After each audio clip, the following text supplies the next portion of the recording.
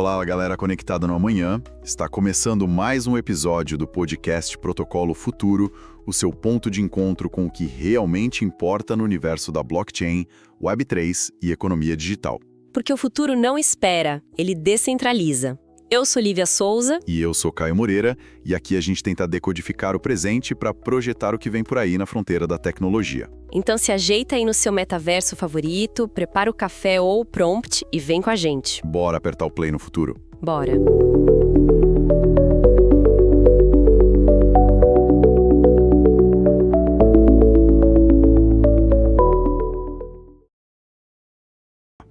Hoje a gente vai mergulhar fundo aqui num material bem denso sobre um tema que, nossa, mexe com todo mundo, mas que às vezes parece um bicho de 7 cabeças, né? A seguridade social. Exato, a gente ouve falar direto, né? Déficit, reforma, futuro incerto.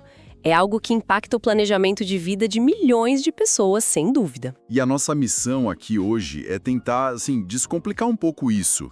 Pegar essas informações das fontes que a gente analisou, entender o que é esse sistema na real, por que tem tanta preocupação com um possível, colapso, e como que as tecnologias novas, tipo blockchain, Web3, entram nessa conversa toda.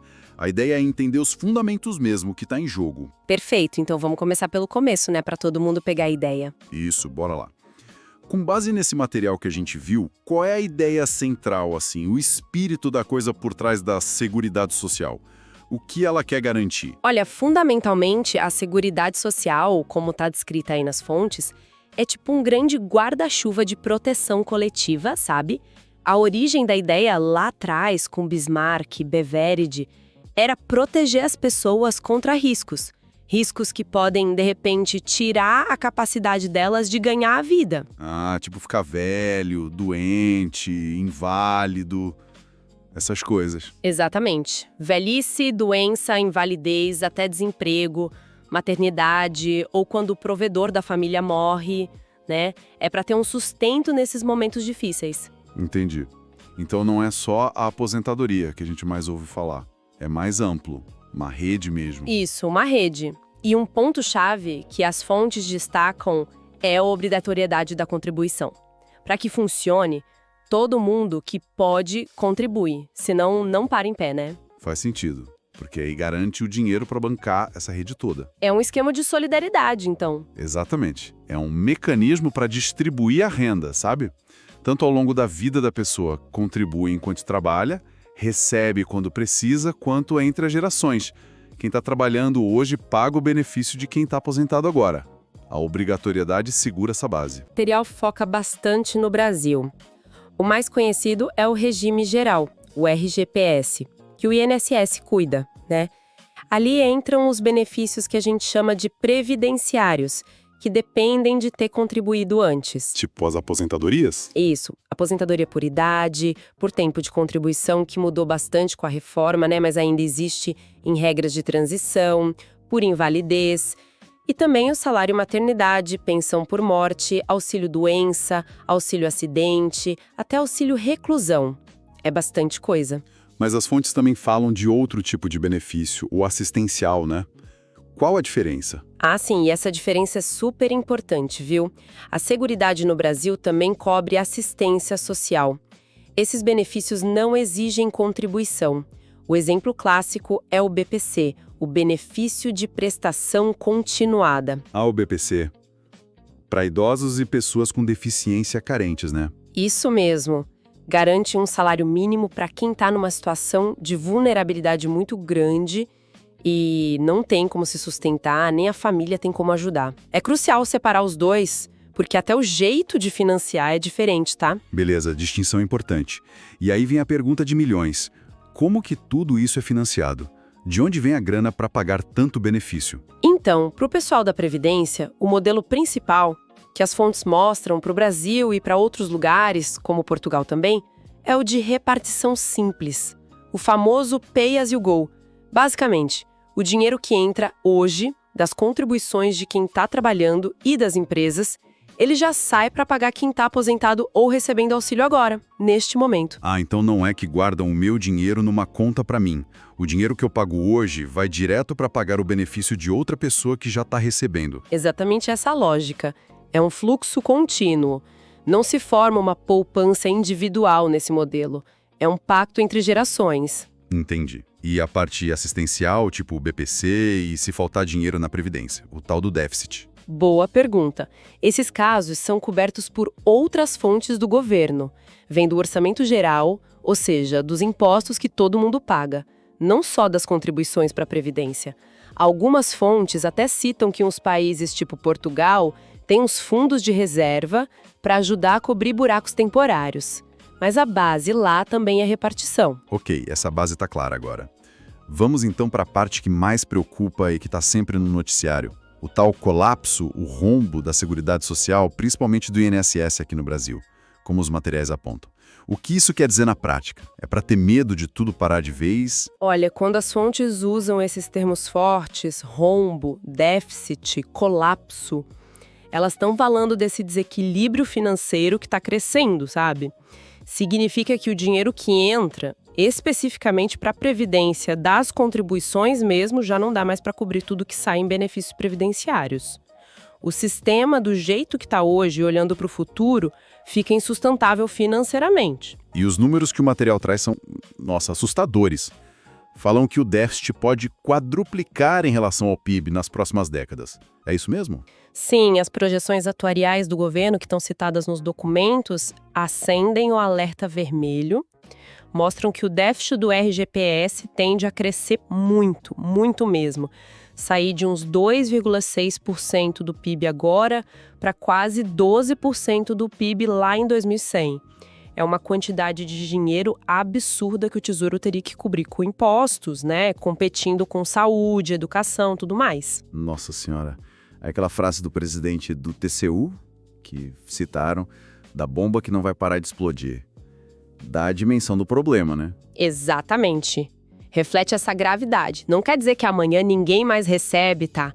Mas que a pressão nas contas públicas fica enorme se nada mudar. Fica insustentável manter no longo prazo. Complicado. E quais são os principais culpados, digamos assim, apontados nas fontes para essa pressão toda no sistema? Porque a conta parou de fechar. O fator número 1, assim, o mais pesado e de longo prazo, que todas as análises concordam, é a mudança na demografia. É uma combinação poderosa. As pessoas estão vivendo muito mais, a expectativa de vida no Brasil deu um salto gigantesco, né? Saiu de 45 anos lá em 1940 para quase 80 hoje. E ao mesmo tempo, tá nascendo muito menos gente. A taxa de fecundidade despencou. Era mais de 6 filhos por mulher nos anos 60. Hoje está em 1,7. Isso é menos que o necessário para repor a população. E no sistema de repartição de quem trabalha paga quem está aposentado, essa combinação é uma bomba relógio mesmo, né? Mais gente recebendo por mais tempo e, proporcionalmente, menos gente nova entrando para contribuir. Exato. É a tempestade perfeita para esse modelo. A pirâmide etária está invertendo rápido. A previsão é que a proporção de idosos com mais de 65 no Brasil vai mais que triplicar até 2050. Esse envelhecimento é o nó central do problema a longo prazo. Mas não é só isso, né? As fontes também falam de outros fatores que pioram a situação, tipo economia, gestão. Sim, a demografia é o motor principal de longo prazo, mas tem coisa que pesa muito no curto e médio prazo. Crise econômica, por exemplo, bate direto. Desemprego aumenta, informalidade cresce. Resultado, menos gente contribuindo. Cai a arrecadação na hora. A inflação também pode atrapalhar. E a parte política, de gestão, tem influência também? Tem, e bastante.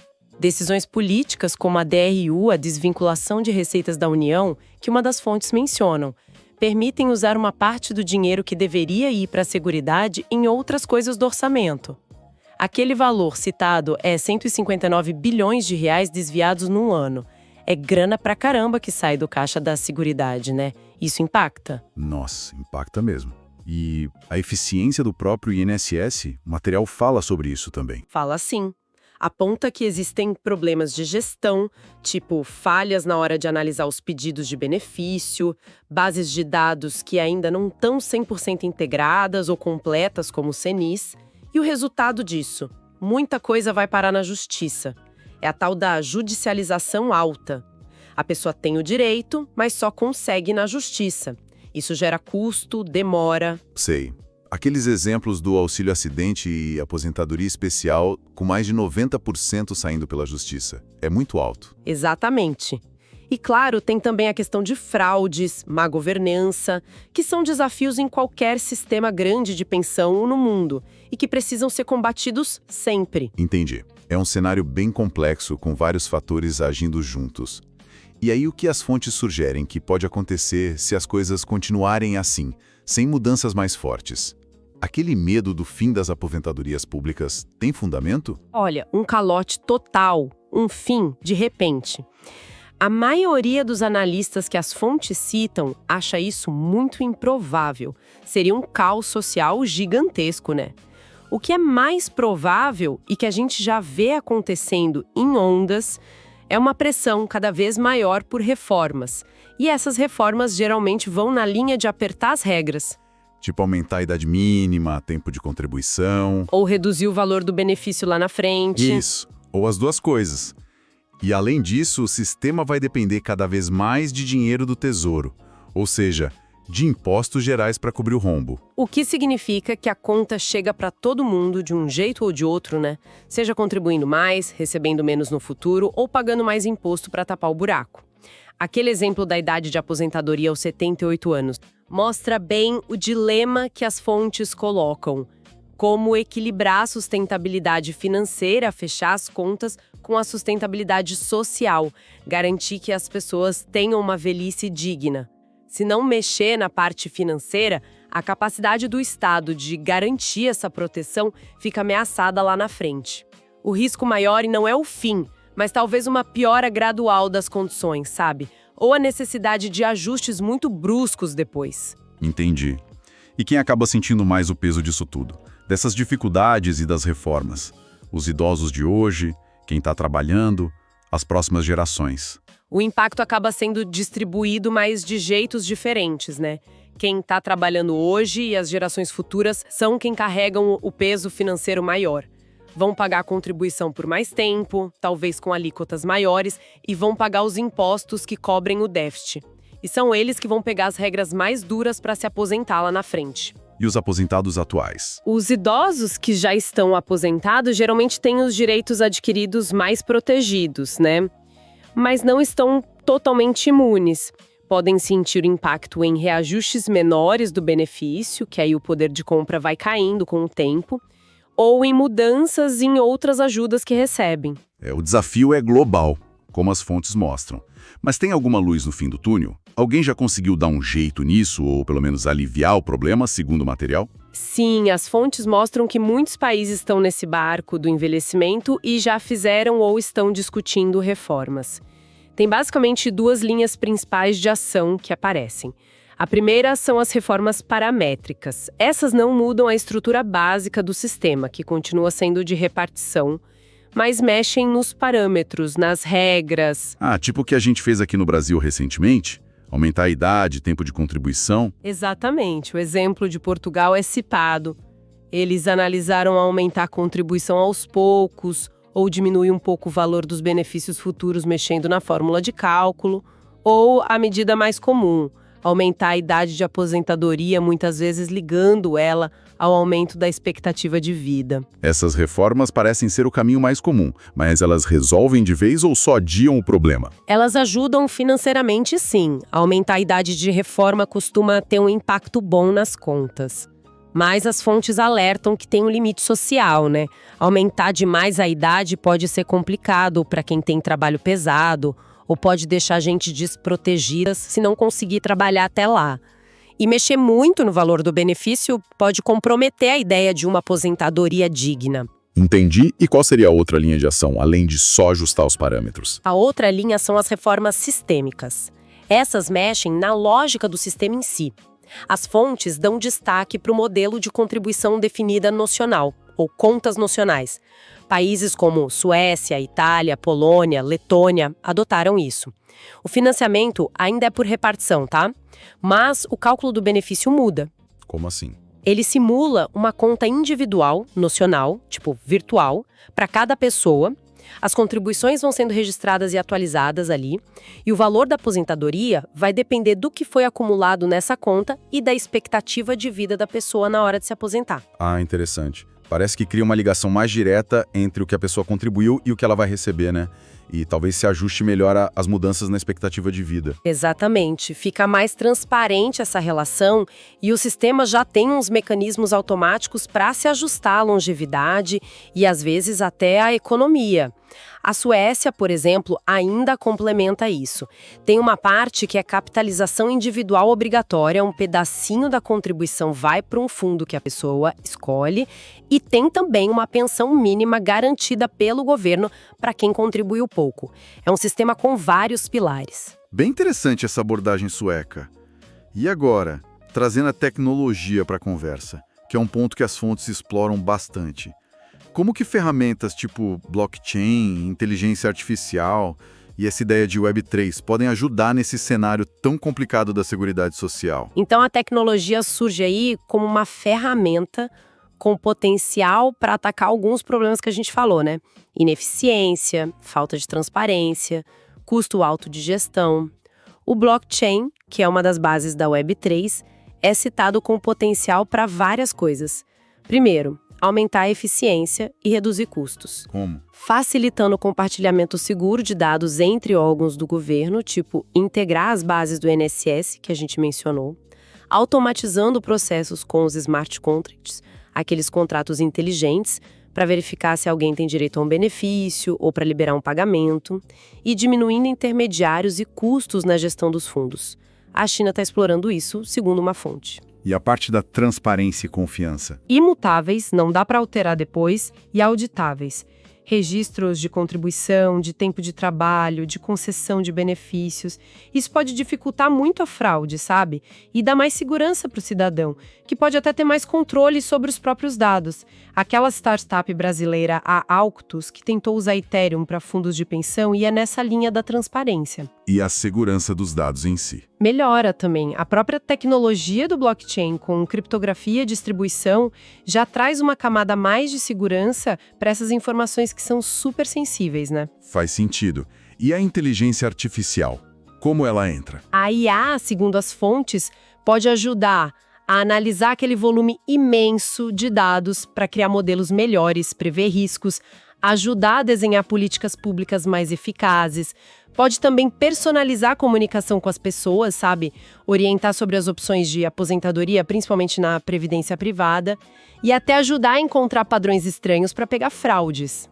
Então a conexão com Web3 é usar essas tecnologias descentralizadas e inteligentes para modernizar esses sistemas antigos, deixando eles mais eficientes, transparentes, seguros e talvez mais focados no cidadão. Exatamente, essa é a ideia. É um potencial grande de modernização e, quem sabe, de redesenho de alguns processos. Bom, diante dessa complexidade toda, da pressão no sistema público, das reformas, que dica prática as fontes dão para quem está ouvindo a gente?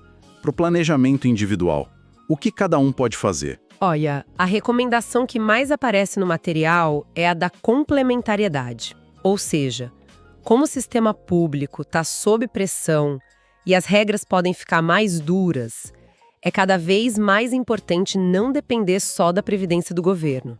O planejamento financeiro individual, a poupança de longo prazo, ganham um peso enorme. Investir em planos de previdência privada complementar, tipo PGBL, VGBL aqui no Brasil, ou os PPRs em Portugal, se torna mais relevante. E esse mercado de previdência privada está mudando também, né? As fontes falam de opções mais modernas. Sim, está se sofisticando. Tem mais opções de investimento, buscando mais rentabilidade no longo prazo. Até mencionam a inclusão, ainda bem pequena e para perfis específicos, de uma parte em criptoativos em alguns fundos, mas isso é bem nichado ainda, né? O ponto central é a responsabilidade individual de planejar a aposentadoria, de poupar e investir ao longo da vida para complementar o que vier do governo, parece ser cada vez maior. Entendido. Então, depois de passar por tudo isso que o material traz, o que é, como funciona, a crise, as causas, as soluções, A tecnologia, qual seria a grande reflexão que fica, hein? Talvez a grande questão que essas fontes levantam para o futuro não seja só como a gente vai pagar as aposentadorias, se é com mais imposto, mais contribuição, regra mais dura ou usando tecnologia para ser mais eficiente, mas sim como a sociedade vai redefinir esse pacto sobre a segurança na velhice e em outros momentos de necessidade. Qual vai ser o equilíbrio no futuro entre o papel do Estado, que garante uma rede básica para todos, a responsabilidade de cada um de se planejar e poupar, e também o papel das empresas e dessas novas tecnologias para ajudar a gerenciar e garantir essa segurança, de um jeito que seja mais eficiente e justo para todo mundo, né? É uma questão de recalibrar esses papéis e responsabilidades mesmo, né? Considerando esse mundo que está mudando tão rápido na demografia e na tecnologia. Um ponto fundamental para a gente pensar. E fica talvez uma reflexão final para quem nos ouve. Diante dessa teia toda de fatores, como cada um pode, além de se preparar individualmente, também participar da discussão coletiva sobre que tipo de proteção social a gente quer construir para o futuro. É algo para se pensar, né? Com certeza. É um debate essencial. Mas e aí? Curtiu a análise de hoje? Se ficou com a mente bugada de tanto insight, relaxa. Isso é sintoma de upgrade cerebral. Então segue o protocolo e já se inscreve aí no canal. Ativa as notificações para não deixar passar nada e compartilhe esse episódio com a sua rede de amigos ou com aquele familiar que curte estar sempre antenado antes que ele vire token raro. Ah, e se quiser trocar uma ideia com a gente, manda aquele alô nos comentários, que sempre que puder nós respondemos. O futuro é construído em comunidade e cada pessoa faz parte disso. Até o próximo episódio do Protocolo Futuro, onde o amanhã já começou.